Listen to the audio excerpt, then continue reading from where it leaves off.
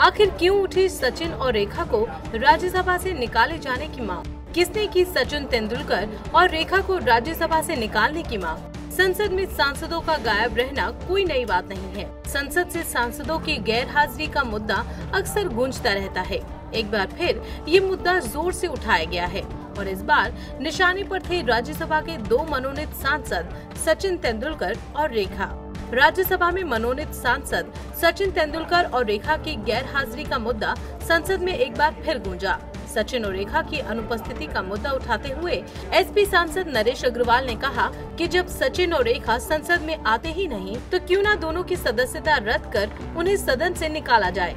दरअसल ऐसा कहने के पीछे समाजवादी पार्टी नेता का तर्क था कि जब इन लोगों को सदन में आना ही नहीं है तो ये इस्तीफा क्यों नहीं देते।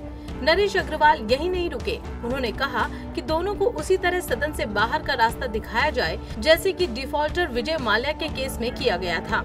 हालांकि ये कोई पहला मौका नहीं था जब एसपी नेता नरेश अग्रवाल ने इस मुद्दे को उठाया हो। इससे पहले भी वो इस मुद्दे को उठा चुके हैं। पूर्व क्रिकेटर सचिन तेंदुलकर और बॉलीवुड एक्ट्रेस रेखा दोनों ही साल 2012 में राज्यसभा के लिए मनोनीत हुए थे। राज्यसभा पहुंचने के बाद करीब 348 दिनों में सचिन सिर्फ 23 दिन और रेखा मात्र 18 ही दिन सदन में मौजूद रहीं। मौजूदा मानसून सत्र में भी ये दोनों सदस्य अभी तक नदारद रहे। वहीं पिछले बजट सेशन में भी दोनों सिर्फ एक दिन ही सदन में मौजूद रहे। गौरतलब है कि इस समय राज्यसभा में 12 मनोनीत सदस्य हैं, जिनमें सचिन तेंदुलकर, रेखा, रूपा गांगुली, अनु आगा, MC मेरी कॉम, संभाजी छत्रपति, स्वप्न दास गुप्ता, नरेश जाधव, के पारासरन, गोपी सुरेश, सुब्रमण्यम स्वामी और KTS तुलसी शामिल हैं। इंडिया न्यूज वायरल की रिपोर्ट।